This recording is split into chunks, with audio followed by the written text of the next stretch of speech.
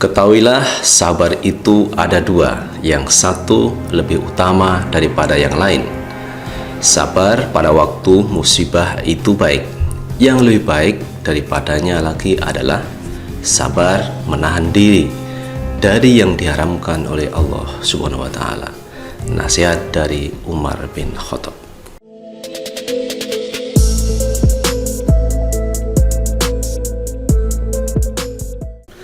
Assalamualaikum warahmatullahi wabarakatuh. Halo kawan-kawan, selamat datang dan berjumpa kembali dengan Enjoy Channel. Pada video kali ini kita akan membahas teman-teman berita atau perkembangan terbaru dari COVID-19 yang ada di Indonesia serta berita aktual lainnya yang menjadi perbincangan publik. Namun teman-teman, sebelum kita lanjut, silahkan teman-teman tekan tombol subscribe dan tanda lonceng notifikasi agar tidak ketinggalan video-video terbaru dari kami. Nah teman-teman, sebagaimana yang disampaikan oleh Bapak Ahmad Yuryanto bahwa pemerintah memperbarui data dan informasi terkait pasien COVID-19 dan memperlihatkan bahwa penularan virus corona ini masih terjadi. Kalau kita lihat data yang masuk hingga hari Jumat 8 Mei 2020 pukul 12, diketahui ada penambahan 336 pasien COVID-19 dalam 24 jam terakhir. Sehingga penambahan itu teman-teman menyebabkan totalnya ada 13.112 pasien COVID-19. Terhitung sejak kasus ini diumumkan pada 2 Maret 2020. Kemudian angka yang dirawat berjumlah 9.675, kemudian meninggal 943 orang, dan yang sembuh 2.494 orang. Sementara itu teman-teman, data positif COVID-19 di 4 provinsi yang terbanyak ini masih di Jakarta ada 4.955 kasus, Jawa Barat 1.404, Jawa Timur 1.284 kasus, dan Jawa Tengah 933 kasus. Dan menurut Pak Ahmad Yuryanto bahwa jumlah kasus COVID-19 itu didapat berdasarkan metode polymerase chain reaction atau PCR dan tes cepat molekuler. Nah teman-teman, ada kabar baik mengenai obat yang bisa menyembuhkan virus corona.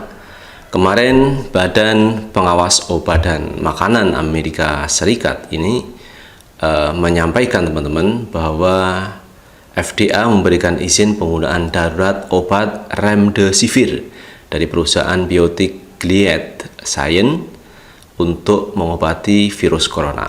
Hal ini disampaikan juga oleh Presiden Amerika Serikat Donald Trump dalam pengumumannya pada hari Jumat 1 Mei 2020 sore waktu setempat. Remdesivir kini sedang menjadi obat yang digadang-gadang ini dapat menyembuhkan pasien terjangkit virus corona.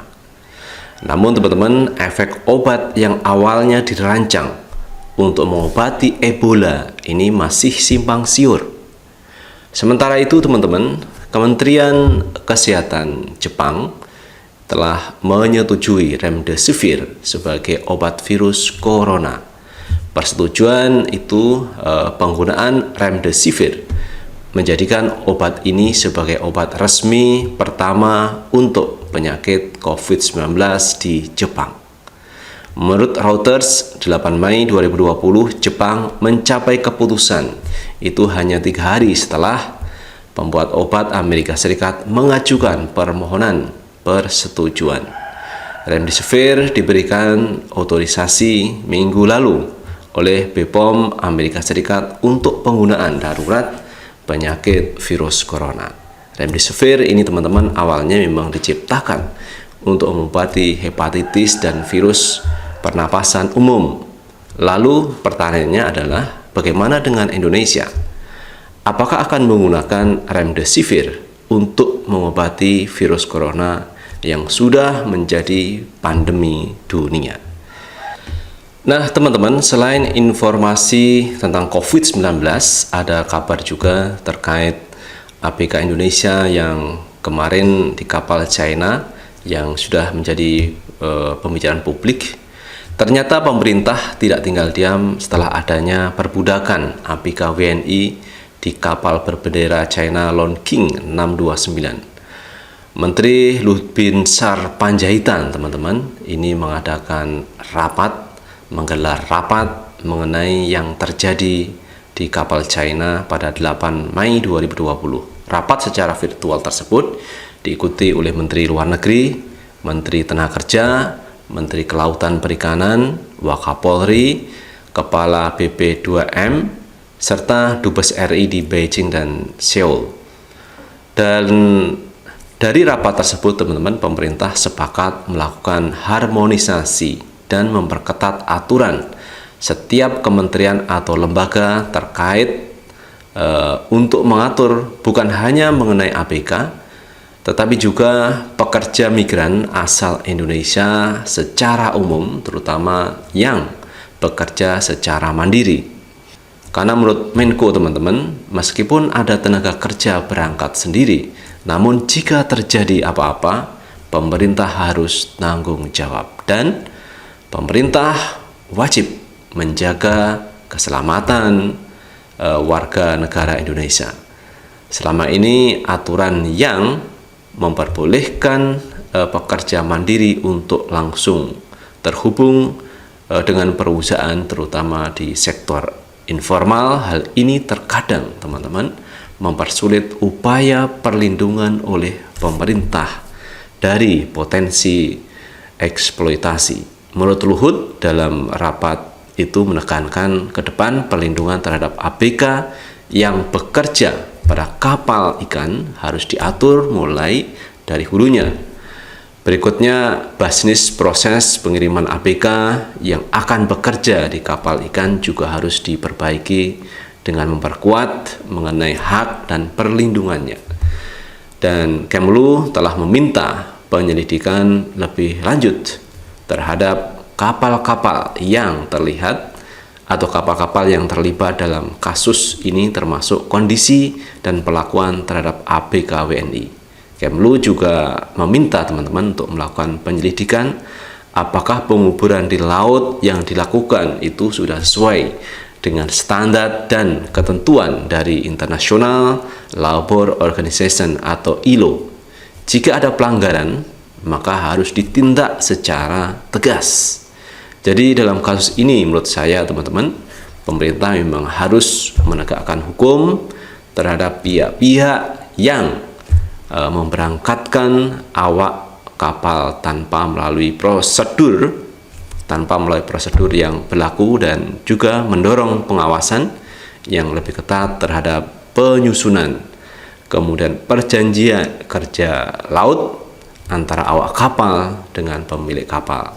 Untuk dugaan pelanggaran ketenagakerjaan yang terjadi di kapal China tersebut, pemerintah harus berkoordinasi dengan kepolisian agar dilakukan penyelidikan lebih lanjut, termasuk perusahaan penyedia jasa tenaga kerja yang tidak berizin.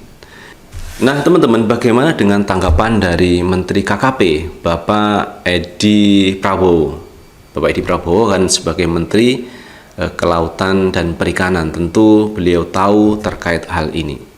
Nah, teman-teman, berikut pernyataan yang disampaikan oleh Bapak Edi Prabowo terkait dugaan perbudakan di atas kapal China.